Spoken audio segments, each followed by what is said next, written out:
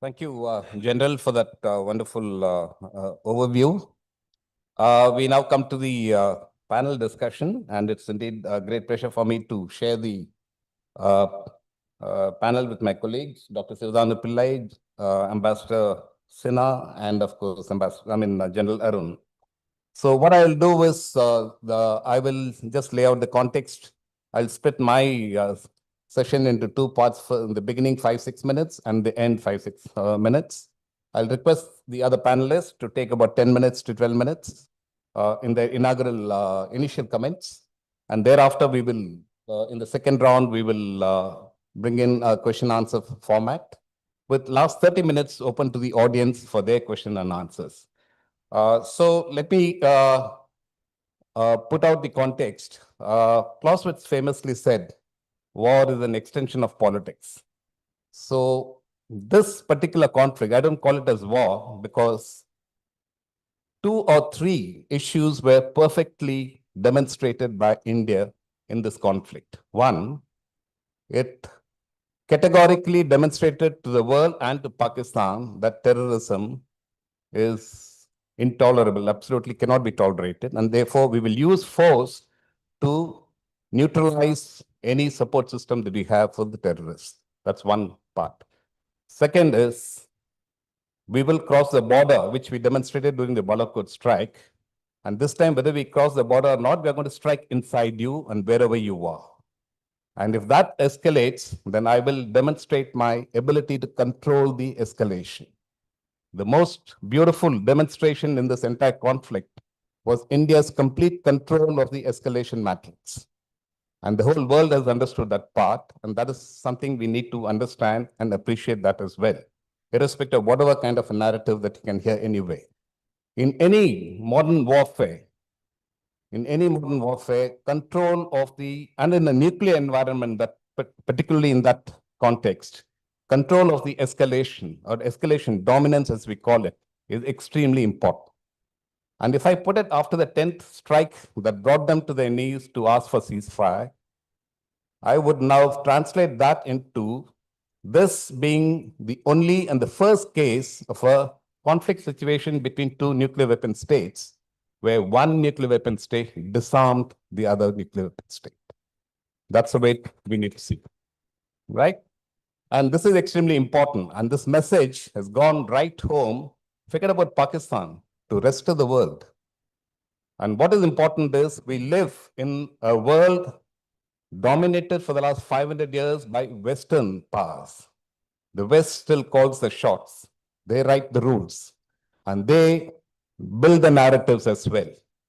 And therefore, when we went to action here, there were 2 or 3 things that were singularly different. One, after 71, and to some extent after 99 Kargil War, here was a demonstration of a clear separation of individual duties. The political leadership did their job. The External Affairs Ministry was in complete control, and they did their work. And the military was given complete free hand to do what needed to be done as given by the task given by the political leadership. And that's extremely important. So if you go back and visit 1971, one of the most best examples of a war conducted, and it is also a just war that was conducted by India and in the world history.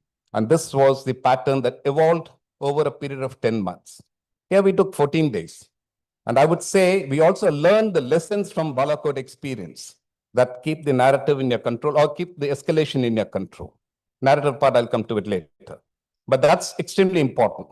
Second, there was a lot of differences between what happened in Balakot and now in terms of the military, particularly in terms of the weaponry and how that was put together.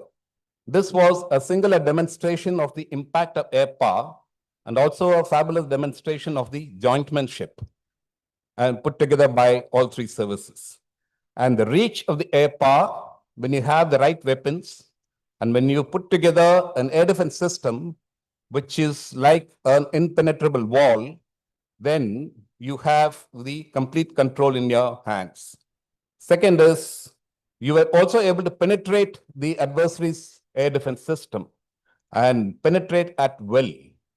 The 10th strike, everything happened in 23 minutes, and you were able to penetrate the air defense system completely.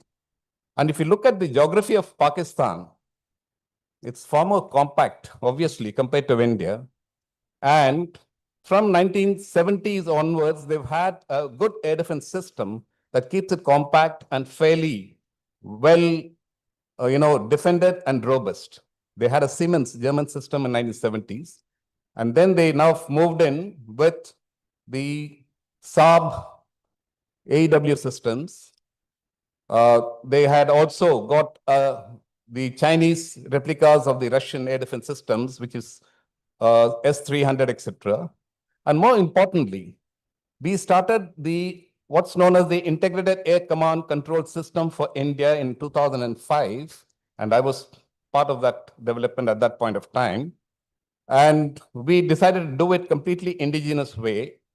And it's taken and grown extremely well. What does that do?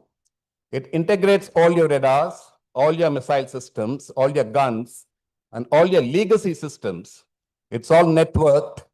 It's all in terms of networking. It creates a common air defense picture, a common situational picture. And you could actually now deal with air defense from any one geographical position to another end and correlate the weapons in that region without even opening out that radar and giving the inputs from another radar. So this is one of the most important one. This gets divided up into an exceptionally important intelligence inputs, which comes from ISR, satellite-based inputs, as well as aircraft-based inputs, and then the human comes into the picture. The processing of the ISR is in real time, and that's extremely important. And then, of course, you have your electronic warfare, your deception mechanisms that are part and parcel of the electronic warfare issues, your SIGINT, your ability to now bring in cyber warfare mechanisms, all that are part and parcel of this entire warfare. And therefore, when the first day's narrative has been built up by Pakistan, we didn't worry about it because we focused on the objectives. And remember what the DG Air Ops clearly said. In war, many things can happen, but what is more important is the objectives that have been given to you by the political leadership. Have they been achieved? That was what was achieved on 10th. So what was the narrative on the first day on 7th, after the 7th morning? If you had got taken in by that and trying to counter that narrative at that point of time, you would have been sort of distracted from your core objectives. And I think the Indian military did extremely well. Ignore that part. Yes, they are building a narrative. There are many other reasons why such narratives become acceptable to some people. So ignore that part, get on to the work and launch your weapons, not in response, but as part of your escalation control. So just remember, when the strikes were launched on 7th early morning, it was not an attack that had any surprise at all. The Pakistanis knew very well we are going to react and attack as a response to Pahalgam. And therefore, the military was entirely prepared. As I said, the Pakistani air defense system was quite well integrated. So for the 14, 15 days, their complete air defense system would have been active 24/7. That would also have a toll on the people who have been part of that entire process. That's a pressure point, right? So when you now launch your attack, they are ready for it. You think we are fools that we won't expect a J-10 to be operating and that they won't launch a PL-15? We are ready for it as well.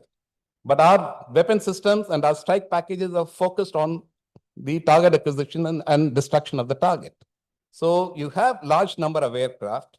And if I quote the Pakistani guy who's now the deputy chief is giving a briefing to all the international journalists on 7th afternoon or 7th evening, there are 125 aircraft in the air on that night. And you have any number of BVR missiles being launched. And this is also, he says, it's the largest BVR engagements in the air warfare history. Could be, but we haven't lost anybody. On the other hand, we've got all the 9 targets neutralized. Now, when Pakistan tries to escalate, we've broken through the air defense, we've defended ourselves, and we controlled the escalation. And when they now went further, we increased the pressure points. When they still wanted to go further using drones and missiles, then we've launched the BrahMos, which Dr. Sivana Pillai, who's the architect of the entire missile, will talk about later. Okay. And in 23 minutes, 11 airfields were immobilized. What does that show? That the entire Pakistan Air Force is the best military force of the 3 services. And that would have been on the ground if we had followed up that attack with a complete launch of a new attack. It would have been decimated. That's the reason they came on their knees for a ceasefire, right? So this is an important point that we need to understand. But this conflict, having brought it to an end, it also raises 2 or 3 very important issues. We have now a new doctrinal change.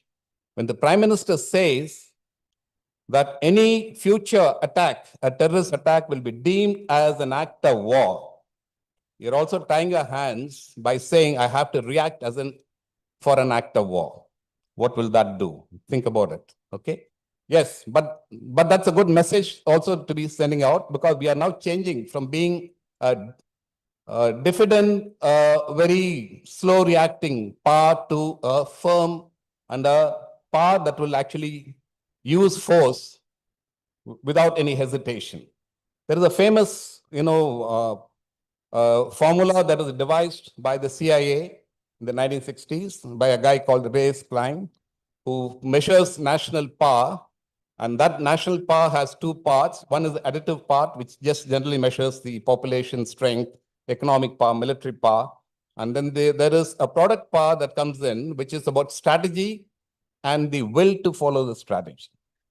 We've always been seen by the West as somebody who's not strong enough to follow through the strategy, even though they craft the strategy. I think that story has changed on the 10th of, between the 7th and 10th of May, 2025. The future is going to be different. What will that impact on rest of the region, on rest of the world? And we are living in a world which is unstable, which is also threatening the 500-year domination of the West.